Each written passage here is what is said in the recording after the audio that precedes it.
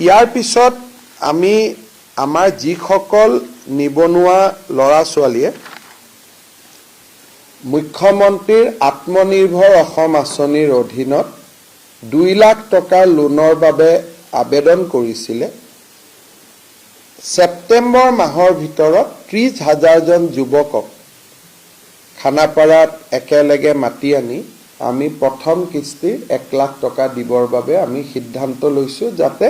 আঁচনিখন বহল প্ৰচাৰ হ'ব পাৰে অৰ্থাৎ খানাপাৰাত একেলগে প্ৰথম 30,000 যে সিলেক্টেড ক্যান্ডিডেট আছে প্ৰথম 30,000 সিলেক্টেড ক্যান্ডিডেটক আমি একেলগে মাতি আনি আমি তেওঁলোকৰ প্ৰথম কিস্তিৰ ধন মুকলাই দিবলৈ আমি সিদ্ধান্ত লৈছো ফাইনালি 15 লাখ পৰিয়ালক 15 লাখ ব্যক্তিক আমি নতুনকৈ ৰেশন কাৰ্ডৰ সুবিধা দিবৰ বাবেও আজি কেবিনেটে সিদ্ধান্ত লৈছে মূলতঃ কেবিনেট ডিসিশন